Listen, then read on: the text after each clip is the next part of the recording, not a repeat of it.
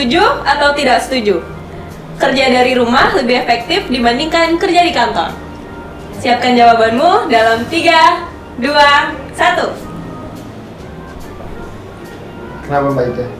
Alasannya rumah itu kan kayak tempat ternyaman gitu ya, apalagi enak-enakan buat mager.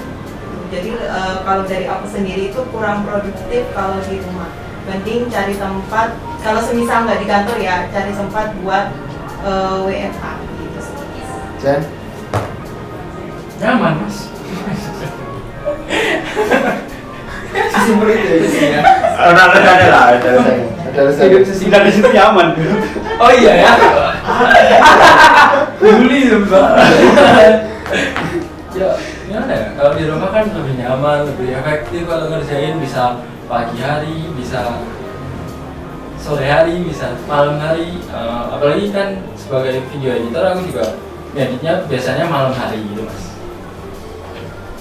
Kalau saya sih ini, kalau di rumah tuh disuruh mama saya, jadi saya di kantor sih. Jadi melarikan diri ya? Melarikan diri. Anak mama ya guys.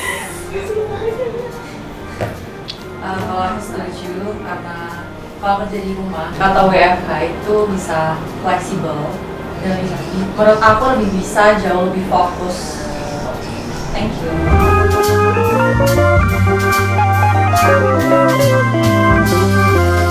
Pertanyaan kedua, setuju atau tidak setuju? Jam kerja fleksibel meningkatkan produktivitas karyawan. Siapkan jawabanmu dalam 3, 2, 1. Kenapa Rek? Kerja fleksibel berarti nggak ada working hour, nggak ada waktu kita buat kapan berangkat kerja dan kapan akhir bekerja gitu. Nah itu menurut aku tidak kurang setuju sih karena hal itu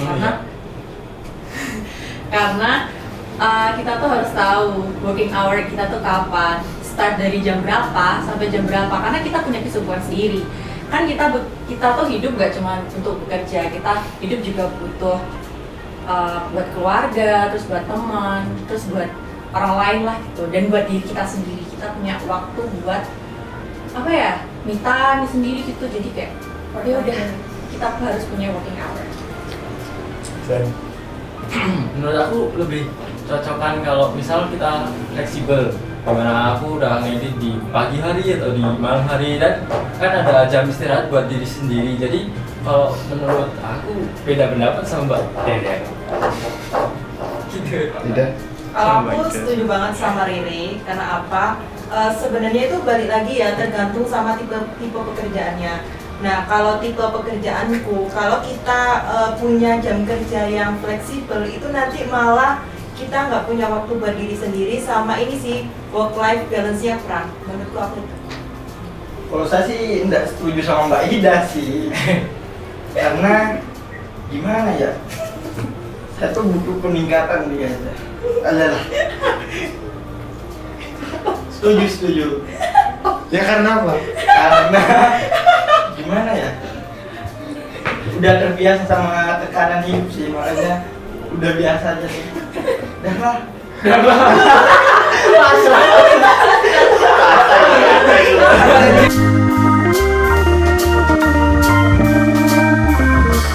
Pertanyaan ketiga, setuju atau tidak setuju?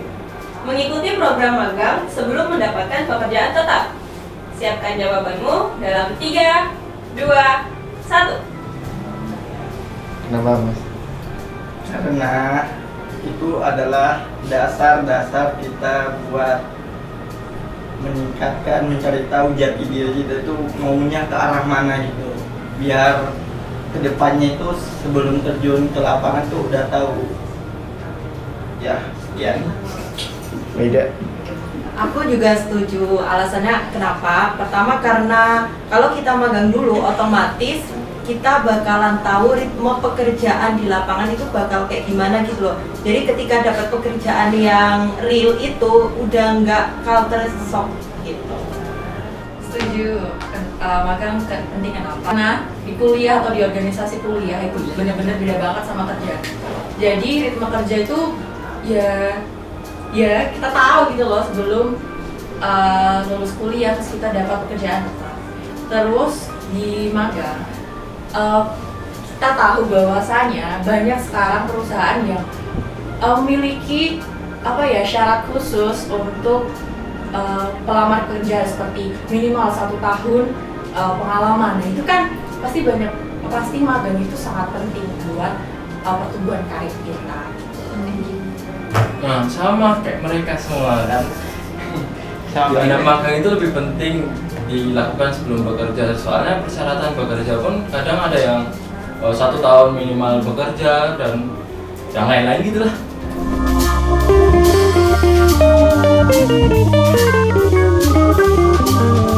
Pertanyaan keempat, setuju atau tidak setuju?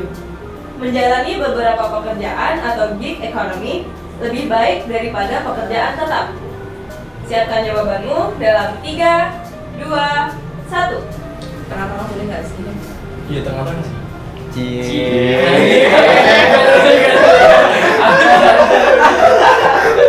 Soalnya dua-duanya kan bagus. Dua-duanya. Sama-sama. Apa mbak? Itu nanti tergantung sama kondisi kita sih, ya gitu kan. Kalau semisal keadaan sekarang lagi ekonominya kepepet, mengambil banyak pekerjaan yang nggak menyita waktu di pekerjaan tetap, itu juga boleh sih dilakukan kayak gitu. Apalagi nambah income. Aku sama kayak masih 50-50. Pekerjaan tetap itu juga penting, tapi kalau misalkan kita lagi sama kayak itu ekonominya menurun, kita gimana ya cari cara buat naikin ekonomi kita, yaitu kayak freelance atau cari kerjaan lain. Iya, sama. Kasih alasan lah. Sesimpel itu emang. Sama kayak siapa? Mbak Ida. Dua-duanya. Dua-duanya. Jadi kan kalau misal kita bekerja tetap tapi untuk gajinya se-UMR gitu lah. Kan UMR mana dulu? UMR Jogja gitu. Nah, kan kurang gitu kan. Jadi kita harus membalance hidup kita untuk bekerja di lain waktu seperti freelance atau lainnya gitu.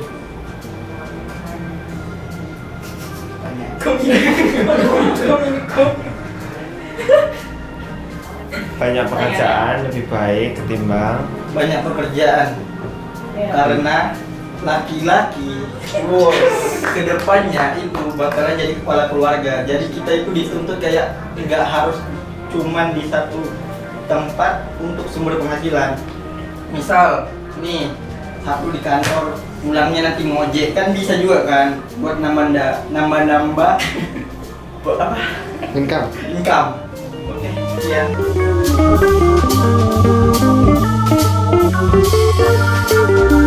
Pertanyaan kelima, setuju atau tidak setuju?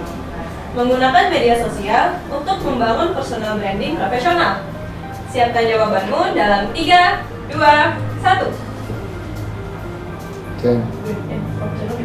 Kan kelihatan sekarang pada orang-orang itu pada scroll media sosial di mana.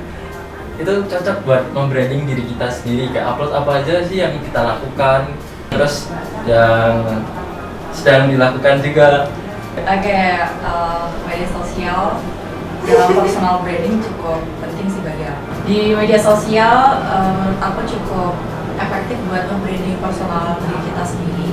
Nggak hanya Instagram, TikTok, terus Facebook dan lain-lain. Sekarang tuh ada zamannya LinkedIn.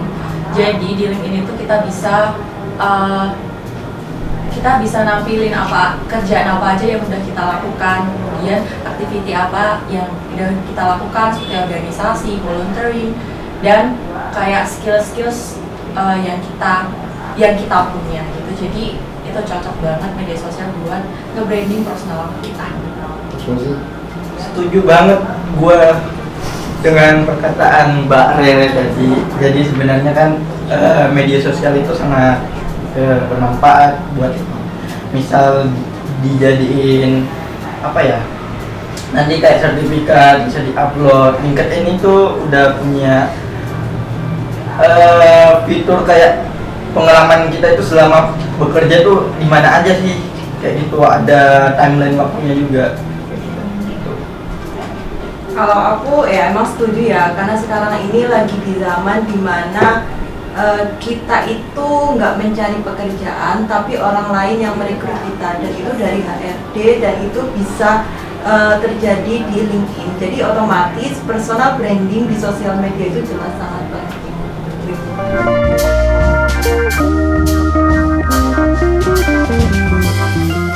Pertanyaan ke-6. Setuju atau tidak setuju? Menggunakan coworking space lebih produktif daripada bekerja di kantor tradisional. Siapkan jawabanmu dalam 3, 2, 1. Beda. Ini subjektif di aku sendiri ya, karena aku belum pernah ke kantor tradisional, tapi sejauh ini di coworking space aku lebih produktif gitu. Ini alasan gak mendasar banget sih. Kayak kantor-kantor dinas gitu gak sih? Iya. Setuju. Karena coworking space itu kebanyakan kan anak muda semua. Jadi ya ini ya, gue kan humble banget nih sharing. Jadi ya itulah ruang lingkup buat saya kerja sih. Kalau kayak tradisional tuh banyak sudah ya yang berumuran semua, jadi nggak masuk. Kalau di tradisional tuh ada AC nggak? Iya, Ya ono. Ada. Ya kayak kantor guru mana lho. Satu-satu sendiri-sendiri Nah, gitu. kayak sendiri-sendiri. satu-satu Iya. ngedit, yuk ada space-nya satu-satu. Tidak Kalau setuju. aku lebih suka ramean sih. Jadi coworking space itu cocok buat aku. Yang penting ada AC-nya dulu sih. Berdua. Enggak, berlima, berenam, bertujuh, berdelapan. Kan bisa saling membantu bahu membahu Iya. gitu kan. Udah sih itu aja. Kalau aku 50-50 ya, kalau di posisi aku sekarang jadi social media spesialis atau content creator, ya butuh coworking space. Kemudian kalau misalkan aku kerja di dinas pemerintahan atau pemerintahan kayak di dinas DPRD atau apapun itu, pasti aku butuh buat space buat sendiri, karena kerjaan satu dengan kerjaan lainnya tuh pasti beda-beda gitu loh. Dan udah ada apa namanya, udah ditentuin sama perusahaannya tuh kamu harus ngapain, tugasnya tuh udah ada. Jadi nah buat tugasnya tuh udah ada, jadi kita lebih bisa fokus buat nyelesain tugas kita secara sendiri-sendiri. Terima kasih. Oke. Dua dari